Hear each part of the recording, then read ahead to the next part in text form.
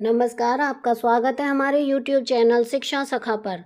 आज मैं आपके लिए लेकर आई हूँ कक्षा 8 विज्ञान की पाठ्य पुस्तक का अध्याय 13। अध्याय का नाम है प्रकाश।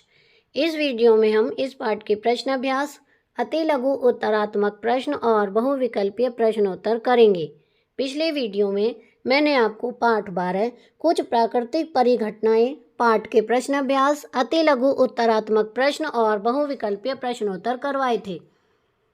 अगर आप मेरे चैनल पर नए हैं और अभी तक आपने मेरे चैनल को सब्सक्राइब नहीं किया है तो प्लीज़ सब्सक्राइब कर लें और बेल आइकन को ज़रूर दबाएं। मैंने अपने चैनल की प्लेलिस्ट में सब्जेक्ट वाइज लिस्ट डाली हुई है। आप जिस भी सब्जेक्ट के लेसन को देखना चाहते हैं मेरे चैनल की प्लेलिस्ट में जाकर उसे देख सकते हैं। मैंने उड़ान, सभी सब्जेक्ट की कार्य पुस्तिका, जीके से संबंधित प्रश्न, ऐसे, लेटर आदि सभी कुछ अपने चैनल पर डाले हुए हैं। अगर आप उन्हें देखना चाहते हैं तो मेरे चैनल पर जाकर देख सकते हैं। अब पाठ की शुरुआत करते हैं।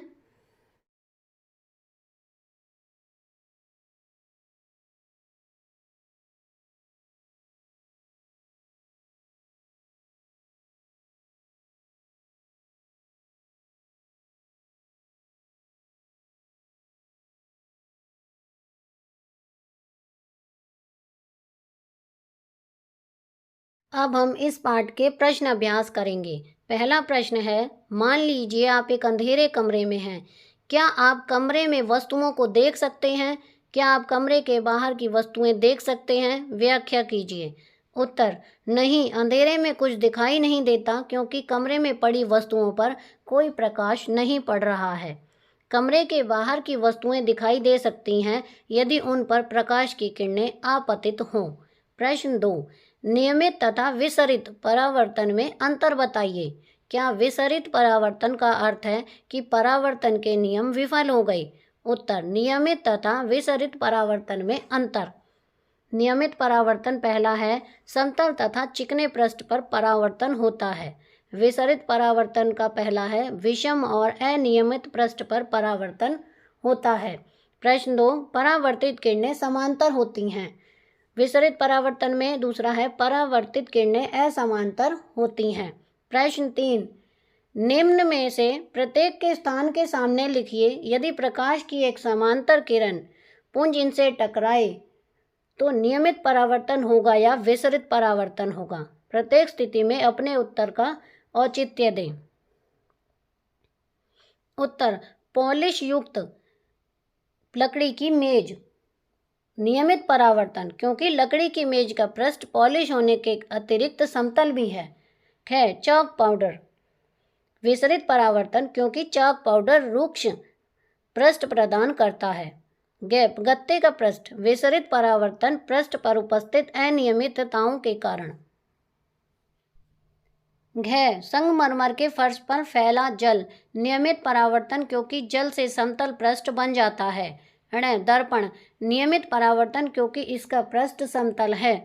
च, कागज का टुकड़ा। नियमित यदि कागज समतल है। प्रश्न 4, परावर्तन के नियम बताइए। उत्तर, परावर्तन के नियम पहला है, आपतित कोण, परावर्तित कोण, फिर है आपतित किरण, आपतन बिंदु पर अविलंब तथा परावर्तित किरण सभी एक ही तल में होते हैं। प्रश्न 5, यह दर्शाने के लिए कि आपतित किरण, परावर्तित किरण तथा आपतन बिंदु पर अविलंब एक ही तल में होते हैं, एक क्रियाकलाप का वर्णन करें। उत्तर, क्रियाकलाप, एक मेज पर सफ़ेद शीट फैलाकर इस पर MM1 एक सीधी रेखा खींचिए। इस रेखा के अनुदिश समतल दर्पण की एक पट्टी ऊर्ध्वाधर रखकर टॉर्च की सहायता से पुंज पर मेज के समांतर प्रकाश डालेंगे। इससे एक सुंदर पैटर्न मिलेगा। पेंसिल की सहायता से ABC आपतित किरण तथा DEF परावर्तित किरण अंकित करेंगे। टॉर्च बंद करके दर्पण हटाकर बिंदुओं को दर्पण तक बढ़ाएंगे। ABC रेखा MM को 0 पर तथा DEF रेखा भी MM को 0 पर मिलाएंगे। OA आपतित किरण, OF परावर्तित किरण, O पर अभिलंब ON आपतन कोण AON तथा FON कोण बराबर है। आपतित किरण, परावर्तित किरण और आपतन बिंदु पर अभिलंब सभी एक ही तल में है। इससे परावर्तन के दोनों नियम सत्यापित होते हैं। ये देखिए इस तरह से मैंने चित्र बनाकर आपको दिखाया है। प्रश्न 6, रिक्त स्थानों की पूर्ति कीजिए। एक समतल दर्पण के सामने 1 मीटर दूर खड़ा व्यक्ति अपने प्रतिबिंब से डैश दूर दिखाई देता है। उत्तर है 2 मीटर। बी, यदि किसी समतल दर्पण के सामने खड़े होकर आप अपने दाएं हाथ से अपने डैश कान को छुएं तो दर्पण में ऐसा लगेगा कि आप अपना दायां कान डैश हाथ से छुआ गया है। इसमें आएगा पहले में बाएं और दूसरे में आएगा भी बाएं। सी, जब आप मंद प्रकाश में देखते हैं तो आपकी पुतली का साइज डैश हो जाता है। इसमें आएगा बड़ा। डी, रात्रि पक्षियों के नेत्रों में शलाकाओं की संख्याओं की अपेक्षा शंकुओं की संख्या डैश होती है। इसमें आएगा अधिक। प्रश्न 7 तथा 8 में सही विकल्प छांटिए। आपतन कोण परावर्तन कोण के बराबर होता है। क सदैव, ख कभी कभी, ग विशेष दशाओं में, घ कभी नहीं। इसका सही उत्तर है क सदैव। प्रश्न 8, समतल दर्पण द्वारा बनाया गया प्रतिबिंब होता है। क आभासी दर्पण के पीछे तथा आवर्धित। ख आभासी दर्पण के पीछे तथा वस्तु के साइज के बराबर। ग वास्तविक दर्पण के पृष्ठ पर तथा आवर्धित। घ वास्तविक दर्पण के पीछे तथा वस्तुओं के साइज के बराबर। उत्तर है ख आभासी दर्पण के पीछे तथा वस्तु के साइज के बराबर। प्रश्न 9, कैलाइडोस्कोप की रचना का वर्णन कीजिए। उत्तर, कैलाइडोस्कोप यह एक खिलौना है जिसमें अनेक प्रतिबिंब बनाए जा सकते हैं। बहुमूर्तिदर्शी में दर्पण की 3 आयताकार पट्टियों को प्रिज्म की आकृति में जोड़ा जाता है और मोटे चार्ट से बने बेलनाकार ट्यूब में लगा दिया जाता है।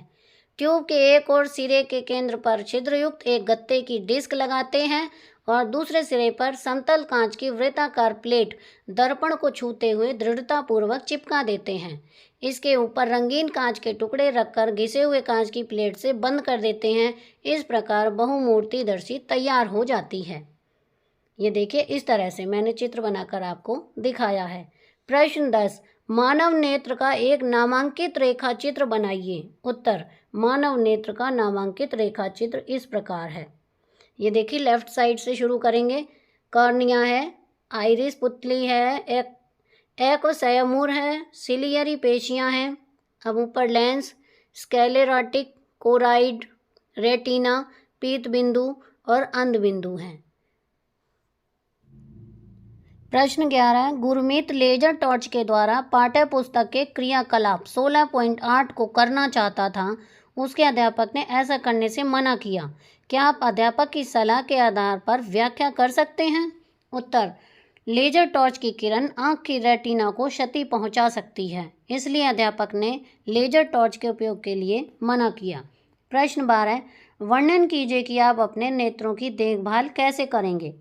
उत्तर, मानव नेत्रों की देखभाल, पहला है साफ जल से प्रतिदिन नेत्रों की सफाई करनी चाहिए। नंबर 2, बहुत तेज या मंद प्रकाश में नहीं पढ़ना चाहिए। नंबर 3, चलते वाहन में नहीं पढ़ना चाहिए। नंबर 4, आंखों को अधिक मलना नहीं चाहिए। नंबर 5, सूर्य को सीधा नहीं देखना चाहिए। प्रश्न 13, यदि परावर्तित किरण आपतित किरण से 90 का कोण बनाए तो आपतन कोण का मान कितना होगा? हल। ये देखिए इस तरह से चित्र बनाया है। अब आगे हम इसे हल करेंगे।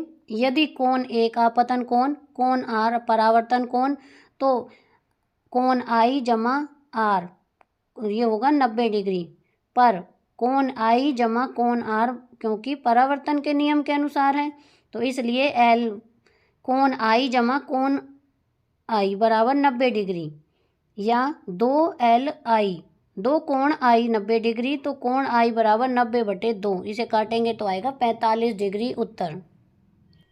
प्रश्न 14, यदि 2 समांतर समतल दर्पण एक दूसरे से 40 सेंटीमीटर के अंतराल पर रखे हों तो इनके बीच रखी एक मोमबत्ती के कितने प्रतिबिंब बनेंगे?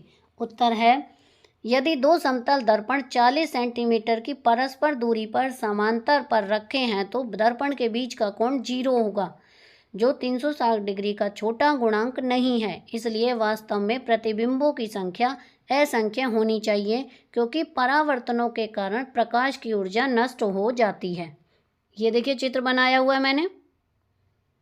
प्रश्न 15, दो दर्पण एक दूसरे के लंबवत रखे हैं। प्रकाश की एक किरण का एक दर्पण पर 30 डिग्री के कोण पर आपतित होती है, जैसा कि चित्र में दिखाया गया है। दूसरे दर्पण से परावर्तित होने वाली परावर्तित किरण बनाइए। प्रश्न 16, चित्र में दर्शाए अनुसार बूझो। एक समतल दर्पण के ठीक सामने पार्श्व से कुछ हटकर एक किनारे ए पर खड़ा होता है। क्या वह स्वयं को दर्पण में देख सकता है? क्या वह PQR पर स्थित वस्तुओं के प्रतिबिंब भी देख सकता है? उत्तर है, बूझो स्वयं को नहीं देख सकता, क्योंकि वह दर्पण के सीमा से बाहर है। उसे P का प्रतिबिंब आसानी से दिखाई देंगे, परंतु Q तथा R का प्रतिबिंब नहीं दिखाई देगा। ये देखिए इस तरह से। प्रश्न 17, ए पर स्थित किसी वस्तु के समतल दर्पण में बनने वाले प्रतिबिंब की स्थिति ज्ञात कीजिए। उत्तर ए पर स्थित वस्तु का प्रतिबिंब दर्पण में उतनी ही दूरी पर बनेगा जितनी दूरी पर वस्तु दर्पण के सामने है। बी, क्या स्थिति बी से पहेली प्रतिबिंब को देख सकती है? उत्तर, स्थिति बी से पहेली ए का प्रतिबिंब देख सकती है। सी, क्या स्थिति सी से बूझो इस प्रतिबिंब को देख सकता है? उत्तर, स्थिति सी से बूझो ए का प्रतिबिंब देख सकता है। डी, जब पहेली बी से सी चली जाती है तो ए का प्रतिबिंब किस ओर खिसक जाता है?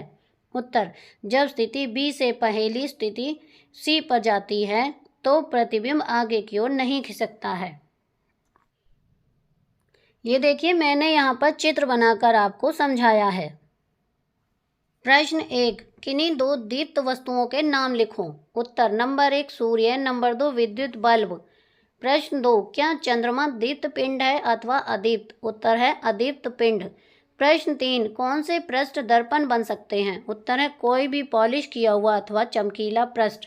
प्रश्न 4, यदि आप दर्पण के सम्मुख खड़े हों और आप अपना प्रतिबिंब देख रहे हों, आपका और आपके प्रतिबिंब में कितनी दूरी है?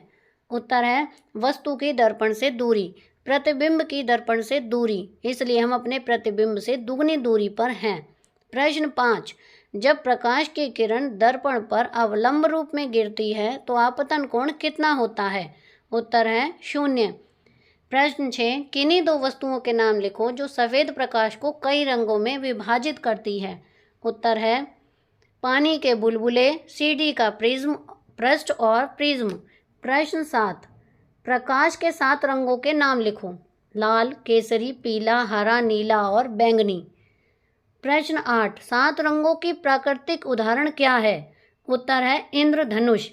प्रश्न 9, सफ़ेद आवरण का मानव नेत्र में क्या कार्य है? उत्तर है सफ़ेद आवरण नेत्र को आकार और आंतरिक भागों की दुर्घटनाओं से रक्षा करता है। प्रश्न 10, पक्षमाभ पेशी का मानव नेत्र में क्या कार्य है?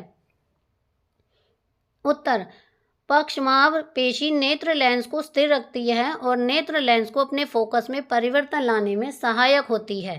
प्रश्न 11, क्या नेत्र लेंस का फोकस अनिश्चित है? उत्तर, नहीं, मानव नेत्र लेंस का फोकस अनिश्चित है। यह पक्षमाभ पेशी द्वारा बदलता रहता है। प्रश्न 12, शलाकाओं का मानव नेत्र में काम लिखिए। उत्तर, शलाकाएं प्रकाश की तीव्रता के लिए सुग्राही हैं। अधिक प्रकाश की तीव्रता से शलाकाएं अधिक उत्तेजित होती हैं। प्रश्न 13, शंकु क्या है? उत्तर है रेटिना पर शंकु रंगों के संवेदक हैं। यदि शंकु कम मात्रा में या नहीं है तो व्यक्ति रंगाधता से ग्रसित होता है। प्रश्न 14, बिल्लियां और चमगादड़ रात्रि में कैसे देख पाते हैं? उत्तर है इनके रेटिना पर शलाकाओं की मात्रा बहुत अधिक होती है, इसलिए यह मंद से मंद प्रकाश में भी देख पाते हैं। प्रश्न 15, चलचित्र पर्दे पर बिंब किस दर से परिवर्तित होते हैं? उत्तर है 25 बिंब प्रति सेकंड और इससे अधिक। प्रश्न 16, नेत्र के रेटिना पर कौन से प्रकाश सुग्राही अंग हैं? उत्तर है शंकु और शलाकाएं। प्रश्न 17, उस यंत्र का नाम बताओ जिसमें एक बौना व्यक्ति भीड़ में से ऊपर देख सकता है। उत्तर है परिदर्शी, पेरिस्कोप। प्रश्न 18, अंग्रेजी वर्णमाला अथवा किसी दूसरी वर्णमाला के उन अक्षरों को लिखिए जो दर्पण में समान दिखाई देते हैं।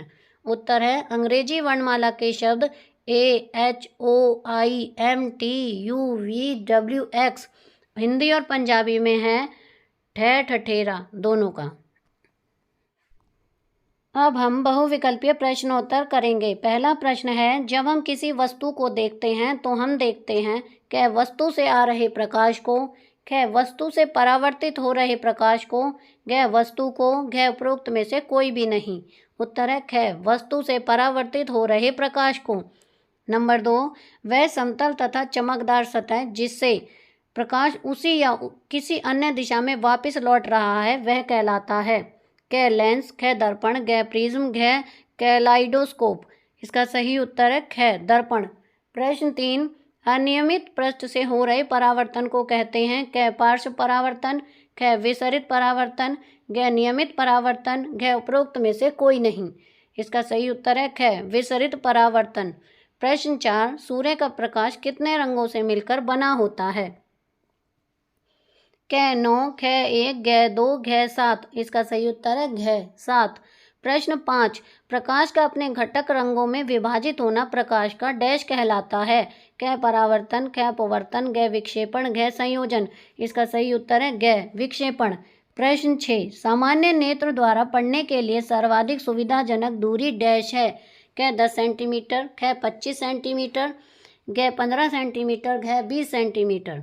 इसका सही उत्तर है ख 25 सेंटीमीटर। प्रश्न 7, चलचित्र में अनेक चित्रों को परिवर्तित होता दिखाया जाता है। क 5 प्रति सेकंड की दर से, ख 16 प्रति सेकंड की दर से, घ 10 प्रति सेकंड की दर से, घ 8 प्रति सेकंड की दर से। इसका सही उत्तर है 16 प्रति सेकंड की दर से। प्रश्न 8, चाक्षुष विकृति वाले व्यक्ति पढ़ लिख सकते हैं। क श्रवण सहायता से, ख इलेक्ट्रॉनिक टाइपराइटर द्वारा, घ ब्रेल पद्धति द्वारा, घ डिजिटल पेन द्वारा। इसका सही उत्तर है घ ब्रेल पद्धति द्वारा।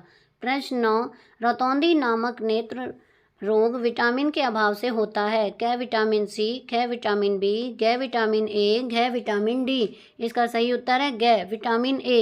प्रश्न 10, जब आप मंद प्रकाश में देखते हैं तो आपकी पुतली का साइज डैश हो जाती है।